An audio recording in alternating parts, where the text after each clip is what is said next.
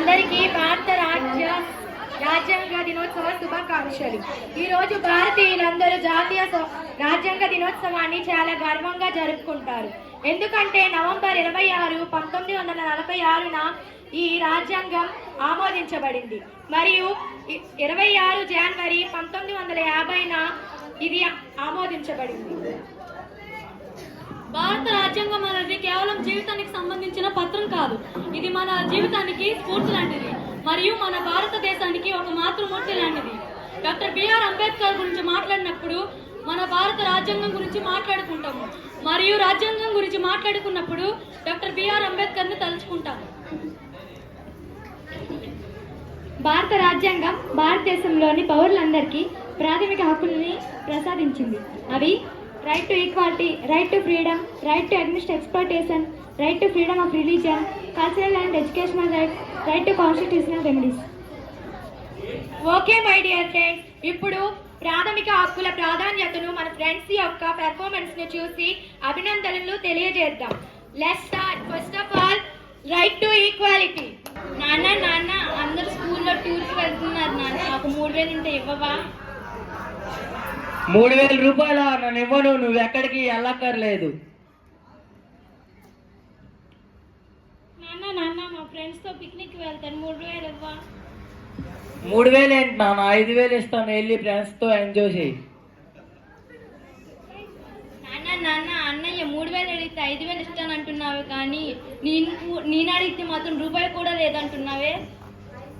ఆడు మొగోడు, నువ్వు ఆడదానివి, అందుకే. ఎందుకు ఈ వివక్ష? కూతురైనా కొడుకైనా సమానమే కదా. రాజ్యాంగ సమానత్వపు హక్కు గురించి తెలియదా నీకు? అది కూడా నిజమేనమ్మా. ఇక మీదట మరి ఎలా చేయను, ఇదిగో డబ్బులు. నిజమే కదా. సమాజంలో కులాన్ని బట్టి, మతాన్ని బట్టి, లింగాన్ని బట్టి వివక్ష ఉండకూడదని మన భారత రాజ్యాంగం చెప్తుంది. తర్వాత ఆర్టికల్ 14 నుండి 18 ఆర్టికల్లో రైట్ అగైన్స్ ఎక్స్‌ప్లాయిటేషన్ ను మన విద్యార్థులు ప్రదర్శిస్తారు. బెలూన్స్, రంగురంగుల బెలూన్స్, రకరకాల బెలూన్స్ అండి, బెలూన్స్. మేడం ఒక బెలూన్ కొనండి మేడం. బెలూన్స్ ఏం వద్దు, పక్కకు వెళ్ళు. మేడం ప్లీజ్ మేడం, కనీసం ఒక బెలూన్ అని కొనండి మేడం. నువ్వు ఈ వయసులో ఎక్కడేం చేస్తున్నావు? బడిలో ఉండాలి కదా. మా నాన్న రోజు స్కూల్కి పంపకంటే బెలూన్స్ అమ్మని పంపుతున్నారు madam.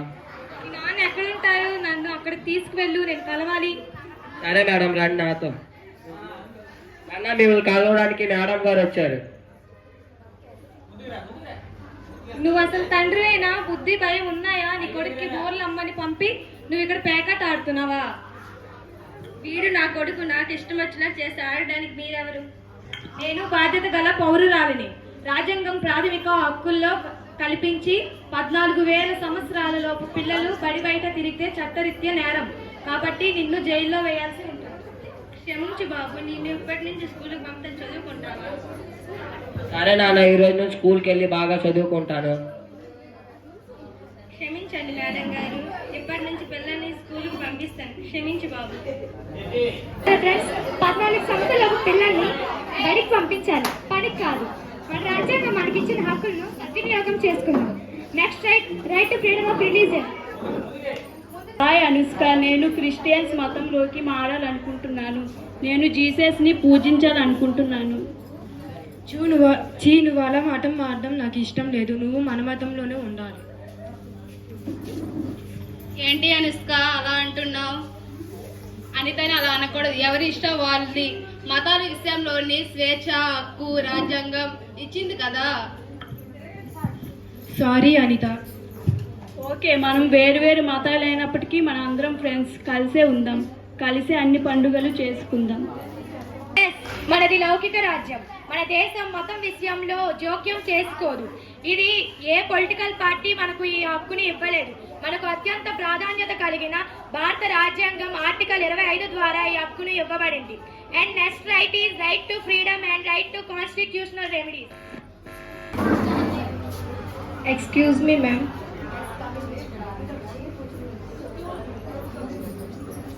Yes come. Good afternoon, ma'am. Very good afternoon. Please take my qualification file. Give me your qualification file. Very good marks, Mr. Aditya, and qualified. Thank you, ma'am. Mister Aditya మీకు కొన్ని ప్రశ్నలు వేస్తాం, దానికి correct answer చెప్పండి. Please ask me questions. భారత రాజ్యాంగ నిర్మాత ఎవరు? Dr. B.R. Ambedkar.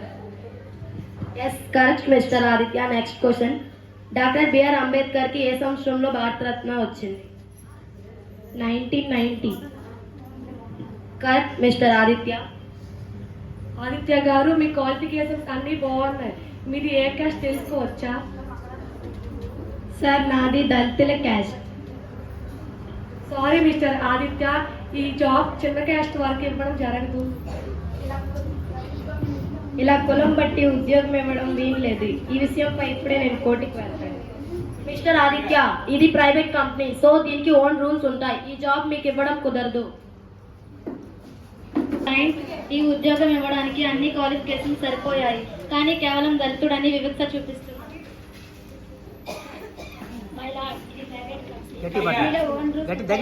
ఆదిత్యకి ఉద్యోగం ఇవ్వడం సహజం కాదు. కానీ రైట్ టు ఫ్రీడమ్ లో భాగంగా నా క్లయింట్ ఏ ప్రొఫెషనల్ అయినా ఉండవచ్చు, కానీ కేవలం కులం ఆధారంగా నిర్ధారించకూడదు కదా. ఎస్సీ ఎస్టీ ప్రకారం కంపెనీ అపోర్ట్ చేయడం లేదు కదా. ఎవరు ఆనర్, భారత రాజ్యాంగంలో ఆర్టికల్ 15 ప్రకారంగా ఒక వ్యక్తిని కులం, మతం, లింగం అని వివక్ష చూపించకూడదు. మీ వాదనలన్నీ విన్న తరువాత ఈ విషయాన్ని బాగా పరిశీలించి కోర్టు నిర్ణయించి తెలిపినదేమనగా ఆదిత్యకు ఆ జాబ్ ఇవ్వాల్సిందే మరియు మత వివక్షతో బాధించినందుకు కంపెనీ ఆదిత్యకు క్షమాపణలు కోరాలి. Sorry mister Aditya. మన భారత రాజ్యాంగం పౌరులకు ప్రాథమిక హక్కులకు భంగం కలిగించకుండా రాజ్య పరిహార హక్కు ద్వారా కోర్టులో కేసు వేసి న్యాయాన్ని గెలిపించవచ్చు. తర్వాత కల్చరల్ అండ్ ఎడ్యుకేషనల్ రైట్స్ ను మన విద్యార్థులు ప్రదర్శిస్తారు. సోనీ, నువ్వు స్థాపించిన స్కూల్ ఎలా ఉంది? ఎంతమంది విద్యార్థులు చదువుతున్నారు?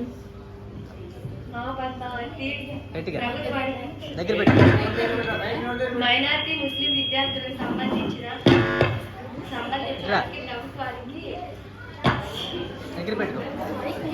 పద్మావతి మైనారిటీ స్కూల్ విద్యార్థుల అభివృద్ధి పొందడానికి ప్రభుత్వం ఇచ్చిన స్థలంలో స్కూల్ స్థాపించారు.